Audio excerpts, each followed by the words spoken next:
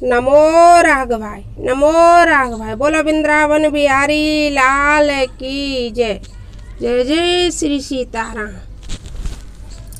अतः 11वां अध्याय विश्वरूप दर्शन योग। यह गीता ज्ञान हिंदी में श्रीमद् भागवत गीता का गोरखपुर की पुस्तक का टीका है, उससे मैं आपको श्रवण करा रही हूँ। आप सभी इसे सुने तथा अपने इष्ट मित्रों तक भी पहुँचाएं। मन की शांति के लिए इससे अच्छा मार्ग कोई नहीं है। हम और आप जिस किसी को भी भगवत प्रेम होता है वो सभी जानते हैं। अंत समय में गाय का गोबर और गीता ही हमको सुननी होती है। समय अंत हो या बीच हो या प्रारंभ हो, समय तो समय होता है। समय की कोई सीमा नहीं होती है। इसी को देखते हुए हम यह गीता ज्ञान आप सभी तक पहुंचाने की कोशिश कर रहे हैं। बोलो वृंदावन बिहारी लाल की जय। जय जय श्री सीताराम। इस प्रकार भगवान के वचन सुनकर अर्जुन बोला, हे अर्जुन, मुझ पर कृपा करने के लिए आपने जो परम गोपनीय अध्यात्म उपदेश किया है उससे मेरा अज्ञान नष्ट हो गया।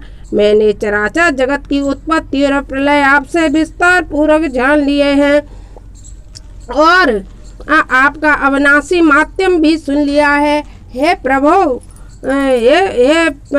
हे परमेश्वर, आप अपने से जो जैसा बताते हैं वह ठीक है, परंतु हे पुरुषोत्तम, मेरी इच्छा है कि आपका ईश्वरी रूप प्रत्यक्ष देखूं। यदि आप समझते हैं कि मैं उस रूप को देख सकता हूं, तो हे योगेश्वर, कृपया अपने उस अविनाशी रूप के दर्शन कराइए।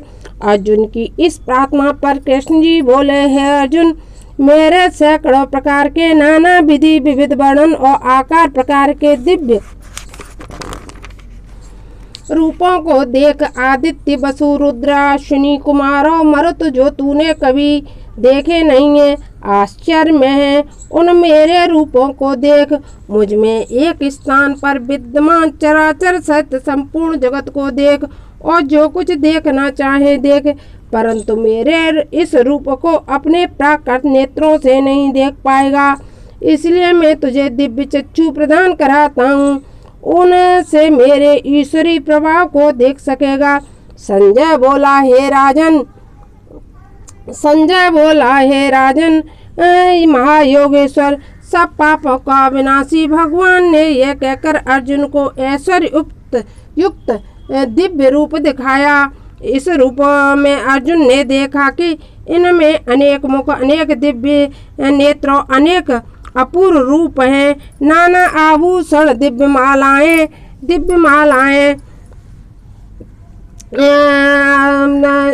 अर्जुन ने ऐश्वर्य रूप देखा।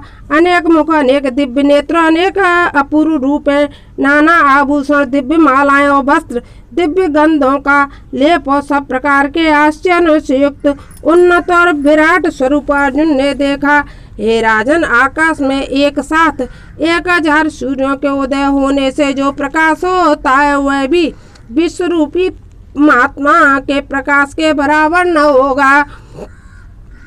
उस विराट रूप में देवादिदेव के शरीर में अर्जुन ने देखा। यहाँ एक ही स्थान पर नाना रूप के समस्त जगत उपस्थित है। यह सब देखकर आश्चर्यान्वित और रोमांचित हुआ धनंजय भक्ति सहित प्रणाम कर हाथ जोड़कर भगवान से कहने लगा, हे देव, आपके शरीर में संपूर्ण देव, संपूर्ण भूत समुदाय, कमल के आसन पर स्थिर ब्रह्मा, महादेव, सब ऋषि और दिव्य स्वरूप को देखता हूँ। हे विश्वेश्वर, आपके अनेक हाथ, पेट, मुख, नेत्र हैं, कहीं मध्य और अंत नहीं दिख पड़ते। मुकुट, गदा और चक्र है, चारों ओर ज्वाजलमान तेज पुंज, सर्वदा प्रदीप्त अग्नि और सूर्य की भांति अनुपम आपका यह दुर्निरीक्ष तेजो रूप में देख रहा हूँ। हे भगवान, आप ही जानने योग्य सर्वोत्कृष्ट अक्षर है। इस जगत के परम आश्रय, आदि धर्मज्ञ, अविनाशी सनातनी पुरुष हैं। आपका आदि मध्य और अंत नहीं है, बाहु एवं अनंत हैं। चंद्र और सूर्य ही आपके नेत्र हैं। महात्मन भूलोक और पृथ्वी के बीच का संपूर्ण आकाश और सब दिशाएं आपसे व्याप्त हैं। आपका यह उग्र रूप देखकर तीनों लोग क्षुब्ध हैं। सारे देवता आप में प्रविष्ट हो रहे हैं। कोई डर से हाथ जोड़े स्तुति करते हैं। महर्षि और सिद्ध स्वास्थ्य कर आपकी बहुत बहुत स्तुति करते हैं। रुद्र, आदित्य, विश्व देव, अश्विनी कुमार, समस्त पितर, गंधर्व, यक्ष, राक्षस और सिद्ध सब आपको देखकर आश्चर्य कर रहे हैं। आपके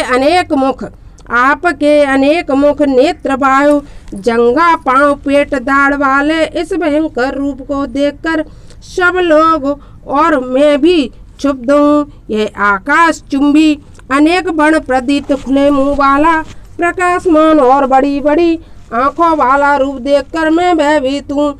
मुझे धैर्य और शांति नहीं है। विकराल दाढ़ वाले प्रलय काल की अग्नि के सदृश आपके मुखों को देखकर मैं चकरा गया हूँ। हे जगन निवास, आप प्रसन्न हो। इन धृतराष्ट्र के ये सब पुत्र, सब राजाओं समेत भीष्म, द्रोण, कर्ण, हमारे सभी योद्धा भी शीघ्र आपके भयंकर मुख में घसे जा रहे हैं। किसी किसी के तो पिसे हुए सिर आपके दांतों में फंसे दिखाई पड़ते हैं। जैसे नदियों के अनेक जल प्रवाह सबके सब समुद्र की ओर बहते हैं, वैसे सब योद्धा आपके प्रदीप्त मुखों में ही प्रविष्ट हो रहे हैं। जैसे पतंगा प्रज्वलित अग्नि में गिर नष्ट होता है, वैसे ही सब लोग दुर्गति से आपके मुख में ही प्रविष्ट हो रहे हैं और आप प्रज्वलित मुखों के द्वारा इनको खाते हुए खूब खून चाट रहे हैं। आपका उग्र तेज इस जगत में भस्मसात कर तपाता है। भगवान बताइए, आप उग्र रूप वाले कौन है?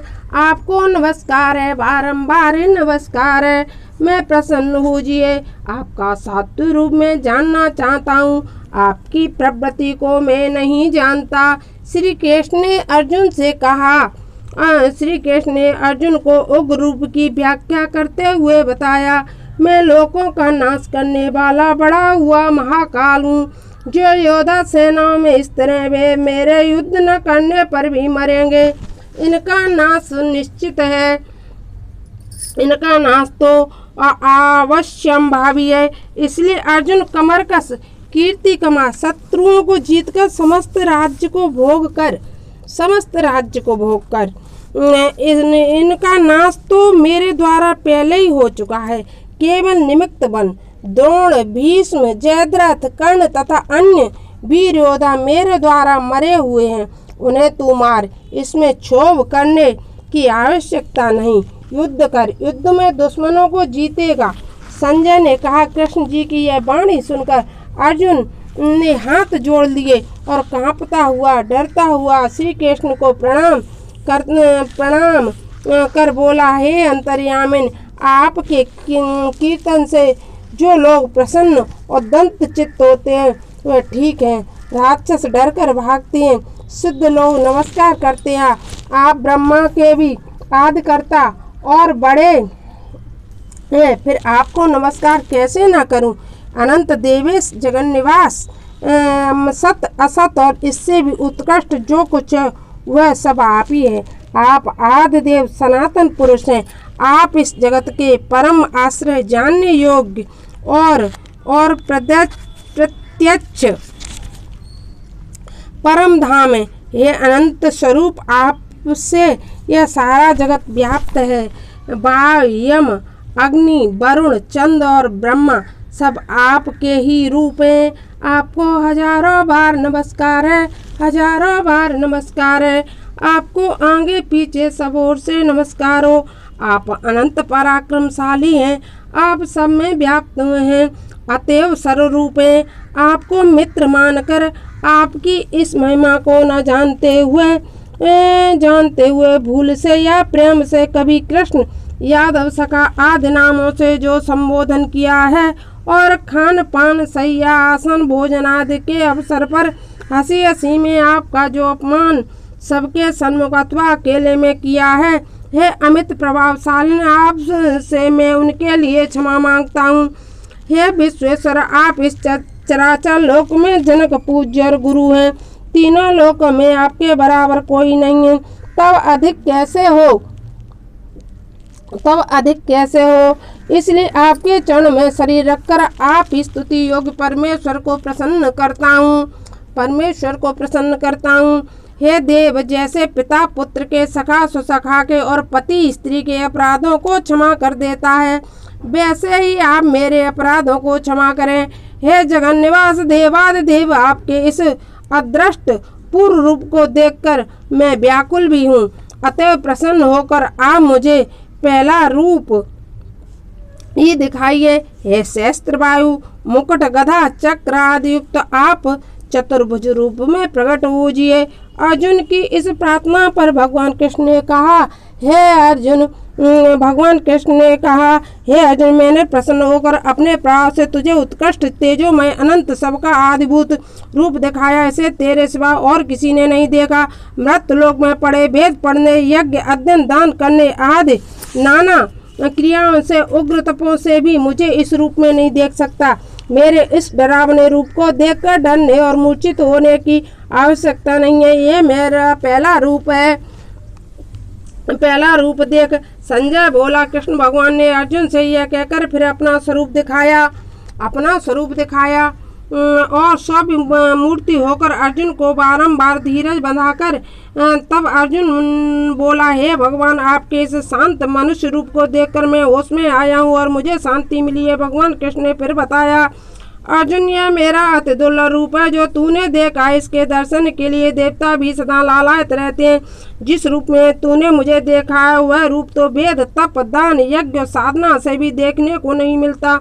परंतु परम तप अनन्य भक्ति से मुझे इस स्वरूप में देखा और जाना जा सकता है। तब मुझ में लीन हुआ जा सकता है। जो मनुष्य सब कुछ मेरा समझता हुआ यज्ञ, दान, तप आदि कर्म करता है, मेरा भक्त है, किसी प्राणी से द्वेष नहीं रखता, सर्वत्र आसक्ति रहित है, वह मुझ परमेश्वर को प्राप्त होता है। बोलो वृंदावन बिहारी लाल की जय। नारायण ओ बाचा। बोलो वृंदावन बिहारी लाल की जय। जय श्री कृष्ण। नमो।